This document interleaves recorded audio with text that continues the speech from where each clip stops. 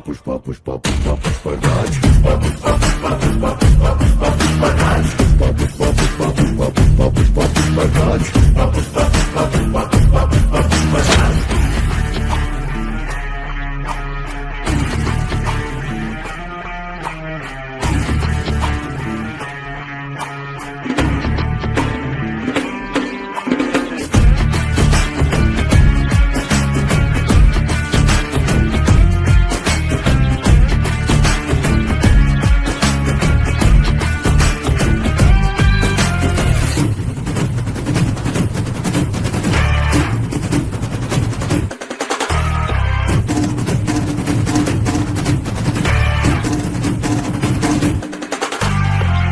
వచ్చిన పుష్పాకి పాపం కొన్ని రావంట అడిగే రాదు ఓటమి రాదు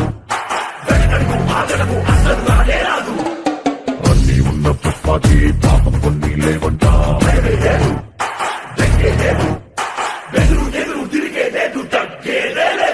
దండ పెడితే దేవుడికి అసలు నామ కొడితే గురువులకే కాళ్ళు మొక్కితే కమ్మకే తల్ల తెచ్చినావా బానిసవి ఎత్తినావా బాధిషావి తలపదనే నీ కిరీటమైతే భూతలమంతా నీదరా Pushpa Pushpa Pushpa Pushpa Pushpa Pushpa Raj. Pushpa Pushpa Pushpa Pushpa Pushpa Pushpa Pushpa Raj. Pushpa Pushpa Pushpa line లో ఉంటారా Pushpa Raj. Pushpa Pushpa Pushpa Pushpa Pushpa Pushpa Pushpa Raj. చెప్పా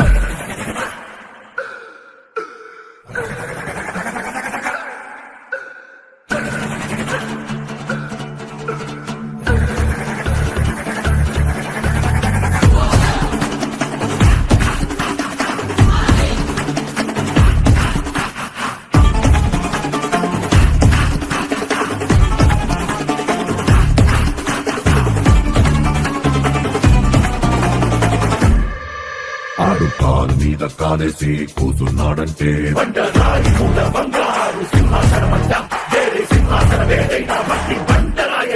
ఆడు చేతిలోన తీయేసి మాటిచ్చాడంటే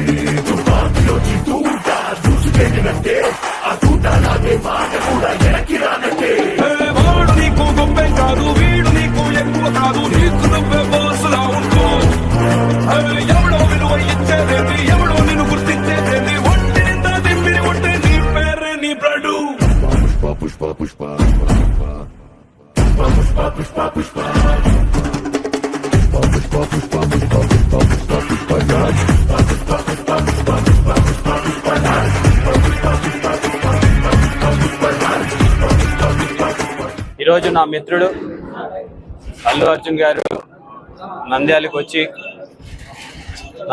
నాకు బెస్ట్ విషెస్ ఇవ్వడం అనేది నిజంగా మర్చిపోలేనటువంటి రోజు. ఎందుకంటే సాధారణంగా వారి సినిమా ఫీల్డ్లో ఇప్పుడు పుష్ప 2లో బిజీగా ఉంటున్న సమయంలో కూడా అదే పనిగా ఒక మిత్రుడి కోసం దగ్గరగా 300 కిలోమీటర్లు వన్ వే అంటే దగ్గర 600 కిలోమీటర్లు ట్రావెల్ చేసి కేవలం నాకు బెస్ట్ విషెస్ చెప్పడానికి రావడం అనేది నిజంగా మర్చిపోలేనటువంటి అంశం.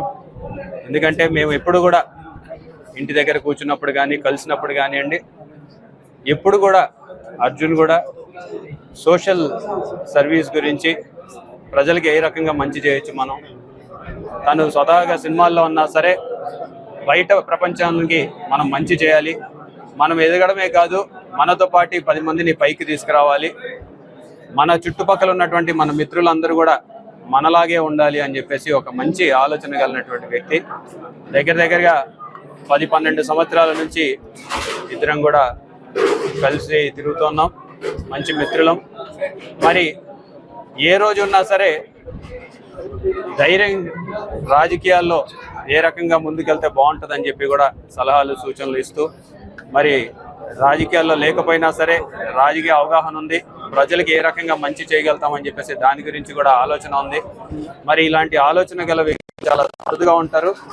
మరి అందులో నా మిత్రుడు ఉండడం అనేది నిజంగా చాలా సంతోషకరం. మీరు చూశారు గతంలో కూడా 2019లో కూడా ట్వీట్ చేయడం, మరి ఈ రోజు అప్పటి నుంచి 5 సంవత్సరాల నుంచి కూడా నాకు ఎక్కడో మనసుకి వెల్తీగా ఉంది, నేను ఖచ్చితంగా నంద్యాలకి రావాలి అని చెప్పేసి ఎంచుకోవడం. వాస్తవంగా అయితే నేను కూడా, ఎందుకంటే తన బిజీ షెడ్యూల్లో తనకున్నటువంటి కమిట్మెంట్స్ వల్ల రాలేడులే అని చెప్పేసి నేను కూడా ఏ రోజు పర్స్యూ చేసేవాడిని కాదు. అయినా సరే గుర్తుపెట్టుకొని అదే పనిగా మిత్రుడి కోసం ఇంత దూరం రావడం అనేది తన వ్యక్తిత్వం ఈరోజు ప్రజలందరికీ కూడా తెలియజేస్తుంది. మరి థ్యాంక్స్ అలాట్ బన్నీ. నిజంగా మేమందరం కూడా కూర్చున్నప్పుడు ఒకటే అనుకుంటాం, మిత్రులందరం కూడా ఏ ఫీల్డ్ లో ఉన్నా సరే దాంట్లో బాగా చేయాలి, మంచి పేరు సాధించుకోవాలి అని చెప్పేసి ఇప్పుడు తన ఫీల్డ్ లో నేషనల్ అవార్డు సాధించేసి మన ఆంధ్ర రాష్ట్రానికే గర్వకారణమైనారు. మరి అదే విధంగా మిగతా మిత్రులందరం కూడా ఎవరి రంగాలలో వాళ్ళు ఉన్నత స్థాయికి చేరాలని చెప్పేసి తను కోరుకుంటూ ఉంటాడు. మరి అదే విధంగా మేము కూడా ఈరోజు రాజకీయాల్లో మా వంతు కృషి చేయడంతో పాటు మా వంతు మార్పుని తీసుకురావాలి అని చెప్పేసి ఈరోజు కృషి చేస్తున్నాం. సో దానికి మద్దతు ఇస్తున్నటువంటి అర్జున్ గారికి నేను హృదయపూర్వకంగా ధన్యవాదాలు తెలియజేసుకుంటాను. నేను వస్తే బాగుంటుందని కానీ ఆయన ఎప్పుడు అడగలేదు, ఆయన నోరాలు అడగలేదు. నేనే ఆయన చెప్పాను, రవి నాకు ఇలా రావాలని అన్నా కూడా ఆయన రైతు బ్రదర్ మీకు ఇబ్బంది అవుతుంది అని ఆయనగా అన్నా కూడా ఇది ప్యూర్లీ నా కాలే. ఆయన వద్దన్నా కూడా అసలు ఇక్కడ ఏం లేదు బ్రదర్, నాకు రావాలనుంది, నాకు మనస్ఫూర్తిగా రావాలంటే నా ఫ్రెండ్స్ అంటూ ఎవరైనా ఉంటే వాళ్ళు ఏ ఫీల్డ్లో ఉన్నా ఏ పార్టీలో ఉన్నా నాకు పార్టీకి సంబంధం లేకుండా నా మనసుకు నచ్చిన వాళ్ళు ఎవరైనా ఉంటే ఎవరు ఏ ఫీల్డ్ అయినా ఉంటే నేను వచ్చి వాళ్ళని సపోర్ట్ చేయాలని నాకు మనసుకు నచ్చితే చేస్తాం బ్రదర్. ఆయన అస్సలు ఏమాత్రం ఆయనకున్న సంస్కారానికి, ఆయనకున్న గౌరవానికి, ఆయనకున్న ఫ్రెండ్షిప్కి ఆయన ఏ రోజైనా నోట్ చేసి అడుగుండొచ్చు. కానీ ఆయన అసలు ఎప్పుడు అడగలేదు. నేను ఆయన అడగలేదు కాబట్టి నాకు ఇంకా ఉంది, అరే ఆయన అసలు ఎవరైతే అడగలేదు, ఇంకా క్లోజ్ ఫ్రెండ్ కూడా అడగలేదు, నేనే చేయాలని చెప్పి నాకు లోపల నుంచే ఆ ఫీలింగ్ అనిపించింది. నేనుగా వచ్చాను. ఆయన కొంచెం అక్కర్లేదు బ్రదర్ మీరు ఇబ్బంది పడతారన్నా కూడా పర్లేదు రవి నేను వస్తానని 100% నా కాల్తో నేనే ఆయన సపోర్ట్ చేద్దామని వచ్చాను. మామూలుగా చాలా మంది చూస్తుంటాం కదా, 5 ఏళ్ళు మామూలుగా ఏదో ఫస్ట్లో కొంచెం కనబడి ఏదో లాస్ట్లో ఒక సంవత్సరం లాస్ట్ ఒక 6 నెలలో సంవత్సరం తిరుగుదాం అనే ఒక మైండ్ సెట్ ఉన్న పీపుల్ ఉన్నారు. కానీ రవి గారు అలా కాకుండా ఈ 4-5 ఏళ్ళు ఆయన మొత్తం ఆయన ప్రాణం, ఆయన మనసంతా కూడా ఆయన నియోజకవర్గం మీద ఉంటే నాకు అర్థమవుతుంది ఎంత అంటే ఒక కష్టపడి పనిచేసే పర్సన్కి అవతల పర్సన్ కష్టపడి నాకు తెలిసిపోతుంది. ఇంత సిన్సియర్గా చేసే మనిషికి 100% నేను నిజంగా నేను ఇంకెవరి గురించి నేను ఇంత గ్యారంటీగా చెప్పలేను. ఈ వ్యక్తి ఇంత కష్టపడాలి, నేను దగ్గర నుంచి కళ్ళారా చూశాను కాబట్టి నేను చెప్పగలుగుతున్నాను. అలాంటి మా రవి గారు ఇలాంటి ఎన్నెన్నో విజయాలు సాధించాలని మనస్ఫూర్తిగా కోరుకుంటూ, అలాగే ప్రజలందరికీ మంచి జరగాలని కోరుకుంటూ సెలవు తీసుకుంటాను. పోలింగ్ కు ముందు 48 గంటల నుండి ఎన్నికలు ముగిసే వరకు కీలకమైన సమయమని, పోలింగ్ ఏర్పాట్లకు ఎలాంటి ఇబ్బందులు లేకుండా నోడల్ అధికారులు అప్రమత్తంగా ఉండాలని జిల్లా కలెక్టర్, జిల్లా ఎన్నికల అధికారి డాక్టర్ శ్రీనివాసులు ఆదేశించారు.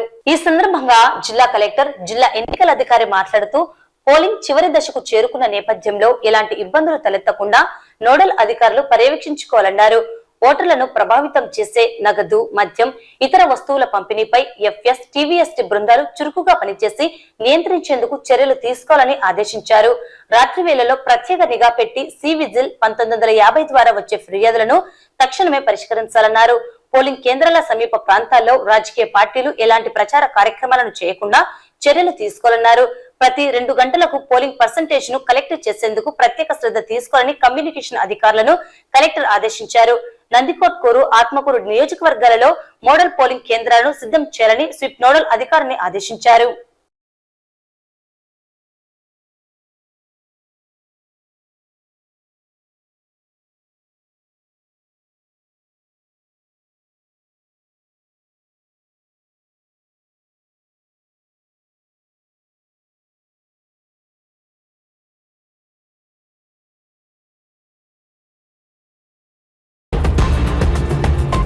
ఓ ముస్లిం సమాజమా, మేలుకో మేలుకో. ముస్లింలకు మంచి చేసినా మంచి చేస్తున్న జగన్మోహన్ రెడ్డిని, వైఎస్ఆర్సీపీని ఎన్నికలలో గెలిపిద్దామని, ఫ్యాన్ గుర్తుపై ఓట్లు వేద్దామని నంద్యాల పట్టణంలో ఉలేమాల సమావేశంలో ఏకగ్రీవంగా నిర్ణయాన్ని ప్రకటించారు.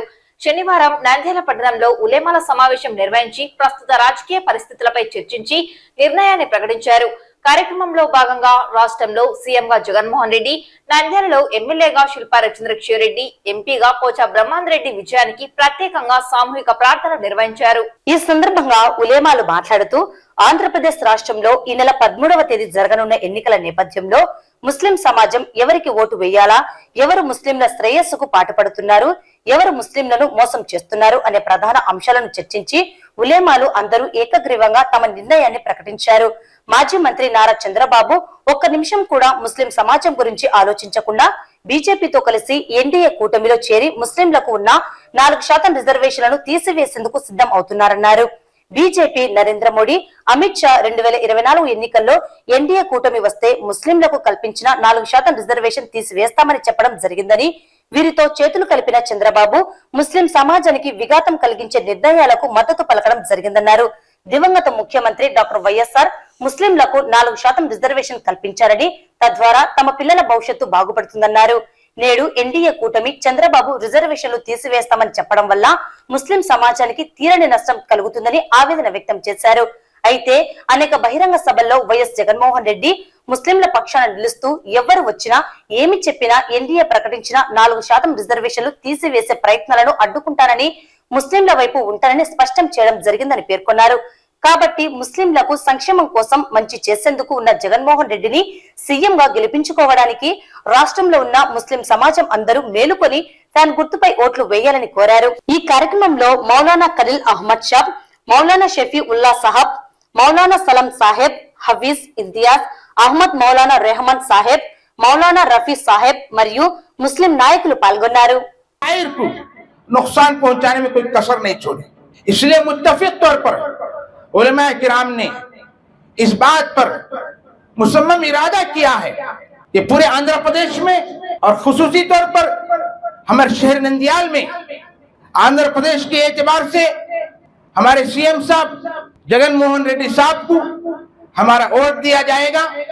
और इसी तरह से हमारे यहाँ जो शिल्पा रवि हैं, हमेशा उन्होंने बगैर मजहब को देखे बगैर लोगों को हर तरह से खिदमत की है और हर एक उनसे मानूस है। यहाँ के मुसलमान तमाम के तमाम उलमा और हुफ़ाज़ की बहुत ही हर एतबार से खिदमत करने वाली शख्सियत है। तो उलमा और हुफ़ाज़ ने इस वक्त में ये मुत्तफिक तौर पर अज़म कर लिया है कि हमारा वोट क्या है, शिल्पा रवि ही को डाला जाएगा। इसलिए कि फिरका परस्तों को नाकाम करना है तो इस वोट के जरिए से हम नाकाम करके रहेंगे इंशाअल्लाह। हर जाल में ना आए, क्योंकि वो हर वक्त मुसलमानों को धोखा देते हुए आ रही है। इस वक्त भी जो है बीजेपी से मिलकर, आरएसएस से मिलकर और मुसलमानों को बड़े इसमें नुकसान पहुंचाने की कोशिश कर रही है। तो इसलिए हमारे नंदियाल के उलमाए किराम और जो है आइम्माए किराम ये फैसला लिए हुए हैं, इस मर्तबा तेलुगुदेशम की पार्टी की धोखे में नहीं आएंगे और जो है वाईएस जगन साहब को जो है इस मर्तबा भी सीएम बनाकर देखना चाहते हैं। तो हमारा सबका वोट जो है 2 वोट हैं, एक जो है एमएलए का और दूसरा जो है एमपी का, ये दोनों वोटें जो है फैन की निशानी पर देकर हम फैन को जिताने की कोशिश करेंगे। ఈ రోజు ముస్లిం సమాజానికి ముస్లింల పక్షపాతి ఎవరు, ముస్లింల పక్షపాతి ఎవరు? ముస్లింల పక్షపాతి జగన్మోహన్ రెడ్డి. ఎందుకు ఈ రోజు 7 టికెట్లు ముస్లింలకు కేటాయించినాడు. అదే చంద్రబాబు నాయుడు కేవలం 3 టికెట్లు. ఏం ముస్లింస్ అసెంబ్లీలో కూర్చోకూడదా? ముస్లింస్ పార్లమెంట్ కు పోకూడదా? ఏమంతా కక్ష నీకు ముస్లింల మీద? నీ నకరాలు చెల్లవు. మే 13వ తేదీన ఏ విధంగా నీకు బుద్ధి చెప్తామో జూన్ 4వ తేదీ నీకు అర్థమవుతుంది. రాష్ట్ర రాజకీయాల్లో ఏ విధంగా జగనన్న ముస్లింలకి పెద్ద పీఠం ఇస్తున్నారో అదే విధంగా మన నంద్యాల నియోజకవర్గంలో మన శిల్ప కుటుంబం ముస్లింలకి పెద్ద ప్రాధాన్యత ఇస్తుంది. ఈ రోజు చూడండి, మున్సిపాలిటీలో 13 మంది ముస్లిం కౌన్సిలర్లు ఉన్నారు. ఏ రోజైనా చూసినారా మీరు? నంద్యాల నుండి శిల్ప కుటుంబం ఒక ముస్లిం ని ఎమ్మెల్సీగా ఇచ్చింది. నంద్యాల నుండి శిల్ప కుటుంబం మార్కెట్ చైర్మన్ కి ఇచ్చింది. ఇంకా ఏం చెప్పను, మన ముస్లిం బిడ్డ, మన చెల్లి, మన అక్క మహబూబున్నిసా గారిని ఈ శిల్ప కుటుంబం ముస్లిం చైర్పర్సన్ చేసింది. సోదరులారా గమనించండి, అటు రాష్ట్రంలో ముస్లింల పక్షపాతి జగనన్న, ఇటు నియోజకవర్గంలో ముస్లింల పక్షపాతి శిల్పా రవిచంద్ర కిషోర్ రెడ్డి. అందువలన మీకందరికి ఒకటే కోరుతున్నా, మే 13వ తేదీన మీ 2 ఓట్లు ఫ్యాన్ గుర్తుకు ఓటేసి మీరు వేయండి, మీ కుటుంబానికి వేయించండి. అత్యధిక మెజారిటీతో అటు రాష్ట్రంలో ఇటు నియోజకవర్గంలో అత్యధిక మెజారిటీతో గెలిపించవలసిన కోరుకుంటున్నాము. Indian red cross society Nandyal జిల్లా బ్రాంచ్ అధ్యక్షుడు పర్ల దస్తగిరి ఆధ్వర్యంలో మన ఓటు మన బాధ్యతపై అవగాహన కార్యక్రమం నిర్వహించడం జరిగింది. ఓటు వేయడం అందరి బాధ్యత అని, ప్రజాస్వామ్యాన్ని బలపరిచేందుకు ఎటువంటి ప్రలోభాలకు లొంగకుండా ఓటు హక్కు కలిగిన ప్రతి ఒక్కరూ ఓటును వినియోగించుకోవాలని, ఈ నెల 13వ తేదీ నిర్వహించనున్న సార్వత్రిక ఎన్నికలలో ఓటు హక్కును సద్వినియోగం చేసుకోవాలని దస్తగిరి కోరారు. ఈ మేరకు నంద్యాల పట్టణంలోని పలు ప్రాంతాలలో ఓటు హక్కు వినియోగంపై ఓటర్లకు అవగాహన కల్పించారు.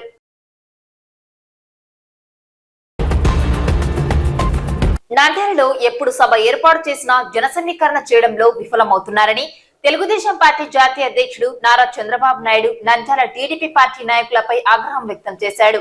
నంద్యాలలో శనివారం మధ్యాహ్నం చంద్రబాబు ప్రజాగలం సభకు అనుకున్నంత జనాలు రాకపోవడం, ప్రజాభిమానం లేకపోవడంతో సభను మధ్యలో ముగించి వెనుతిరిగారు చంద్రబాబు నాయుడు.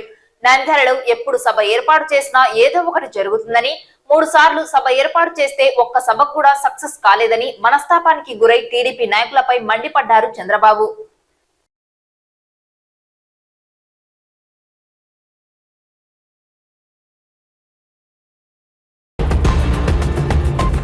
ఈ వార్తలు ఇంతటితో సమాప్తం. నమస్కారం.